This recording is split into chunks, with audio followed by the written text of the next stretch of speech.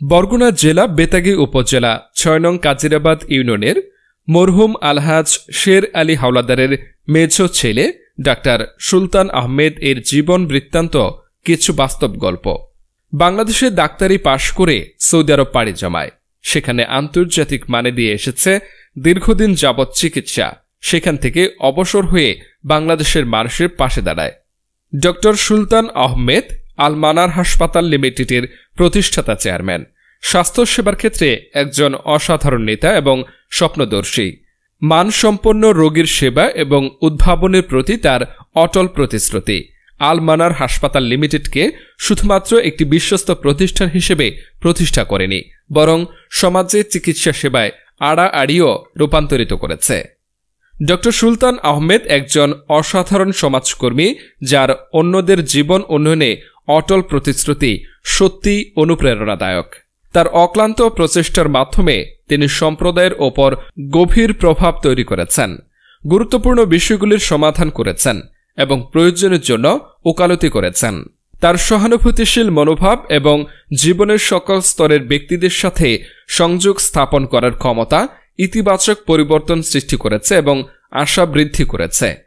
Doctor সুলতান আহমেদের উদ্যোগ অগণিত মানুষকে ক্ষমতায়ন করেছে, তাদের সমৃদ্ধির জন্য প্রয়োজনীয় সম্পদ এবং সহায়তা প্রদান করেছে। এবং যখনই ডাক্তার সুলতান আহমেদ গ্রামের বাড়িতে আসেন, তখনই গ্রামের এবং বরগুনা জেলার সকল শ্রেণীর মানুষকে দিয়ে থাকে বিনামূল্যের চিকিৎসা ও ঔষধ। তাই বরগুনা জেলার সকল শ্রেণীর লোকের ভালোবাসার মানুষ ডাক্তার সুলতান আহমেদ, এবং তার অবদানে চলে একটি এতিমখানা ও একটি ক্যাডেট নুরানি মাদ্রাসা। তাই এলাকাবাসী সবাই তার জন্য দোয়া করে। বিসমিল্লাহির রহমানির রহিম। আমি ডাক্তার সুলতান আহমদ, আমার পিতা মরহুম আলহাজ হোসেন আলী হাওলাদার। আমার বাড়ি অরিজিনাল পৈতৃক বাড়ি বেতাগী থানার ৬ নং কাজিরাবাদ ইউনিয়নের আইলাচন্দখালী গ্রামে। তো আমার জন্ম ওই গ্রামেই ১৯৫৩ সনে। আমি আমার স্থানীয় স্কুল থেকেই এসএসসি প্রথম বিভাগে পাশ করেছি। এরপর এইচএসসি যেটাকে বলা হয় আইএসসি পটুয়াখালী সরকারি কলেজ থেকে ১৯৭০ সনে পাশ করেছি। তারপর ঢাকা মেডিকেল থেকে ১৯৭৬ সনে এমবিবিএস পাশ করেছি। পাশ করে আমার কর্মজীবনের শুরু ঢাকা মেডিকেল অফিসার হিসাবে। কিছুদিন কাজ করার পর সৌদি আরবের একটা সংস্থা রাবেতায়ে আলমে আল ইসলামী, সেই সময়ও বিরাট আকারের রোহিঙ্গা বাংলাদেশে এসেছিল ১৯৭৮-৭৯ সালে। সেই সময় সেই সংস্থার ডাক্তার হিসেবে আমি প্রায় ১ বছর রাবেতা বেইজ হসপিটাল কক্সবাজারের দোয়া পালং সেখানে কাজ করি। কাজ করার পর সেখান থেকেই যোগাযোগ করে এই সংস্থারও সহায়তা ছিল, আমার প্রচেষ্টা। আমি সৌদি মিনিস্ট্রি অফ হেলথের চাকরি নিয়ে সৌদি আরব চলে যাই। সৌদি আরবে ১৩.৫ বছর ইংরেজি হিসেবে আর আরবি হিসেবে ১৪ বছর মিনিস্ট্রি অফ হেলথের আন্ডারে বিভিন্ন পজিশনে, বিভিন্ন অবস্থানে, বিভিন্ন জায়গায় কাজ করেছি। এবং এর মাঝেই আমি ১৯৯০ সনের দিকে আয়ারল্যান্ড ডাবলিন থেকে diploma in child health degree করেছি। এর মাঝে আমার ওয়াইফ গাইনোকোলজিস্ট, বাংলাদেশের খুব নাম করা বলা চলে, যার সুনাম রয়েছে, প্রফেসর সুরাইয়া বেগম। এফসিবিএস করার পরই যায় বাংলাদেশের সবচেয়ে বড় ডিগ্রি। এফসিবিএস পাশ করে ১৯৮৩ সনে সে সৌদি আরবে চলে যায়। আমি গিয়েছি ১৯৭৯ সনে।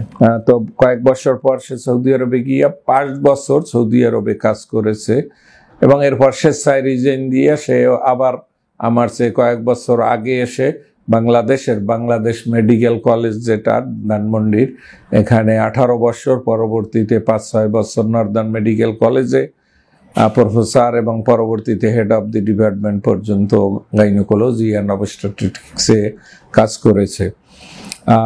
এর ফাঁকে আমি দেশে ফিরে আসি ১৯৯২ সনে। এসে প্রায় ২ বছর ইবনে সিনার একটা ইউনিটের ইনচার্জ হিসেবে কাজ করি। পরবর্তীতে আমি বেশ কয়েকটা এই আলমানার হাসপাতাল লালমাটিয়া, এটার প্রতিষ্ঠাতা এমডি, পরবর্তীতে চেয়ারম্যান, এখনো ডাইরেক্টর হিসেবে কাজ করি, শিশু বিশেষজ্ঞ হিসেবে প্র্যাকটিস করি। পটুয়াখালীতে একটা ক্লিনিক স্থাপন করি। আমি একটানা 12 বছর চেয়ারম্যান হিসেবে সেটার খেদমত করেছি, কিন্তু বিভিন্ন কারণে এখন আমি যেতে পারি না। এরপর বিভিন্ন ক্ষেত্রে আমি চিকিৎসা পেশার চেয়ে সমাজ কল্যাণমূলক কাজের দিকে বেশি ঝুঁকে যাই এবং বেশ কিছু স্কুল কলেজ প্রতিষ্ঠা করি। প্রতিষ্ঠিত স্কুলে এর অনেক জায়গায় ম্যানেজিং কমিটির চেয়ারম্যান, বিভিন্ন পজিশনে অর্থাৎ সদস্য, বিভিন্ন অবস্থানে খেদমত করি। এখনো আমি বেশ কিছু শিক্ষা প্রতিষ্ঠানে আছি, কিন্তু সাম্প্রতিককালের সরকারের প্রজ্ঞাপনে অনেক জায়গায় কমিটিগুলো আপাতত স্থগিত করে দেওয়া হয়েছে। তারপরও বিভিন্ন জায়গায় রয়েছি, যেমন বরগুনা শহরে নূরে হেরা দাখিল মাদ্রাসা, আমি প্রতিষ্ঠাতা এবং এখন পর্যন্ত সভাপতি।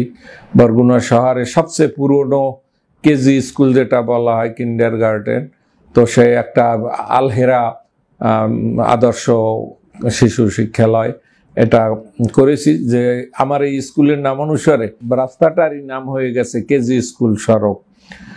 অন্যান্য দিকে আমি ঢাকায়ও বিভিন্ন প্রতিষ্ঠানের সাথে জড়িত, আলবানার হাসপাতাল, ইবনে সিনা হাসপাতাল, এরপর বিভিন্নভাবে খেদমত করেছি। বিভিন্ন সময় আমি ফ্রি মেডিকেল ক্যাম্প আমার এলাকায় বিভিন্ন এনজিওর সাথে সম্পৃক্ত হয়ে, বিশেষ করে সিডোর ভূমি ধস এবং জলোচ্ছ্বাস হয়েছিল, তারপরে আমি আমার এলাকায় যথেষ্ট উন্নয়নমূলক কাজ করেছি। আমার অর্থেই না, সব সৌদি আরবের বিভিন্ন প্রতিষ্ঠান, কুয়েতের তাদের সহায়তায়, বাংলাদেশ গভর্নমেন্টের সহায়তায়, তৎকালীন ইসলামী ব্যাংক বাংলাদেশ প্রতিষ্ঠার ব্যাপারে বরগুনায় আমি প্রত্যক্ষ ভূমিকা পালন করেছি। এরপর সিডোরের পরে ইসলাম ব্যাংকের একটা প্রজেক্ট ছিল ফায়েল আল খায়ের, আরবিতে মানে কল্যাণকর। কোটি কোটি টাকা তারা মানুষকে লোন হিসেবে দিয়েছে বিনা মুনাফায়, বিনা সুদে। জাস্ট 1 বছর পর 5 লাখ টাকা নিলে 5 লাখই ফেরত দিবে। এই প্রজেক্টটা এখন আর নেই, তো বেশ সিডোরের পর অনেক বছর চলেছিল। এবং বেতাগী থানায় নেওয়ার ব্যাপারে বরগুনা বামনা পাথরঘাটা তারা লিস্টিভুক্ত হয়েছিল। বেতাগী লিস্টিভুক্ত না হয় আমি স্পেশাল আমার প্রচেষ্টায় অনুরোধ করে বিভিন্নভাবে তাদেরকে কনভিন্স করে আমার বেতাগী থানায়, এটা আমার একক প্রচেষ্টায় হয়েছিল। আমি যে স্কুলের ছাত্র, চান্দখালী হাই স্কুল, সেই স্কুল থেকে আমি 1968 সনে আর্টস গ্রুপে থেকে জেনারেল ম্যাথমেটিক্স 100 পেয়েছি, 100-র ভিতরে। তখন 100 পাওয়াটা অত সহজ ছিল না, এখনো 100 পাওয়াটা এখনো একেবারে পানি নয়। তো আলহামদুলিল্লাহ আমি আর্টসে পড়েছি, মানে কলা বিভাগ যেটা বলে। এরপর আইসিতে গিয়া আবার সায়েন্স পড়েছি। সায়েন্স পড়ে আলহামদুলিল্লাহ সেখানেও ভালো রেজাল্ট করে ঢাকা মেডিকেলে ভর্তি হওয়ার সুযোগ পেয়েছিলাম।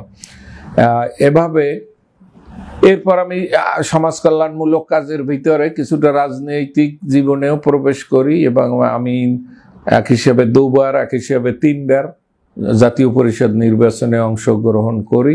2 বার বরগুনা 1 থেকে, 1 বার বরগুনা 2 থেকে। আমি দাঁড়িপাল্লা মার্কা নির্বাচন, যেটা আমাদের এলাকায় খুব শক্তিশালী সংগঠন নয়, খুব ভালো করতে পারিনি, কিন্তু আপামার জনসাধারণের কাছে আমি যে একজন সমাজকর্মী, একজন ভালো মানুষ, জনগণের খাদ্যে আন্তরিকভাবে নিজ প্রচেষ্টায় সততা বজায় রেখে মানুষকে আন্তরিকভাবে খেদমত করি, এটা প্রতিষ্ঠিত করতে পেরেছি। এটা বরগুনার মানুষ সাক্ষী, বাংলাদেশের আরও অনেক অঞ্চলের সাক্ষী। আমার শ্বশুরবাড়ি ব্রাহ্মণবাড়িয়ার নবীনগর জেলার কালগোড়া গ্রামে, সেখানে আমি একটা হাই স্কুল করেছি সম্পূর্ণ আমার অর্থায়নে, আমার পরিবারের অর্থায়নে, এবং সেটা আলহামদুলিল্লাহ এমপিওভুক্ত হয়েছে, 5 তলা বিল্ডিং হয়েছে, ভালোভাবে চলছে। সেখানে আমি একটা চ্যারিটেবল, আমার শাশুড়ির নামে আমিনা মেমোরিয়াল হাসপাতাল প্রতিষ্ঠিত করেছি সম্পূর্ণ চ্যারিটেবল আকারে। ওই গ্রামে আমি একটা সুন্দর মসজিদ করায় মুখ্য ভূমিকা পালন করেছি। কমপক্ষে বরগুনা জেলায় 50টা মসজিদ হয়েছে সৌদি, কুয়েত, কাতারের সহায়তায়, যার ভূমিকা পালন করেছি আমি তাদেরকে উদ্বুদ্ধ করেছি। এখনো কাজ চলতে আছে বরগুনা বেতাগীতে বেশ কয়েকটা মসজিদের। এর প্রতিটার পিছনেই আমার আলহামদুলিল্লাহ অবদান রয়েছে। এইভাবে আমার জীবন চলছে। আমার ছেলে মেয়ে সবাই ডাক্তার, আমার ছেলে ডাক্তার, পুত্রবধূ ডাক্তার, আমার মেয়ে ডাক্তার, জামাই ডাক্তার। আমার স্ত্রীর কথা তো একটু আগেই বললাম, প্রফেসর সুরাইয়া বেগম, রিটায়ার্ড গাইনির হেড হিসেবে নর্দার্ন মেডিকেল কলেজ ধানমন্ডি এখান থেকে রিটায়ার্ড করেছেন। আমরা মধ্যবিত্ত পরিবারের সন্তান, খুব বড় লোক কখনো ছিলাম না, এখনো সাধারণই আছি, সাধারণভাবেই চলি, সাধারণ মানুষের সাথেই চলি, সাধারণ মানুষের খেদমত করারই চেষ্টা করি। এই হইল মোটামুটি আমার অবস্থান এলাকায় বা ঢাকায় যেখানেই থাকি। আমার কাছে আলহামদুলিল্লাহ এলাকার লোকজন আসে, বিভিন্ন কাজে যতটা পারি খেদমত করি। Thank you.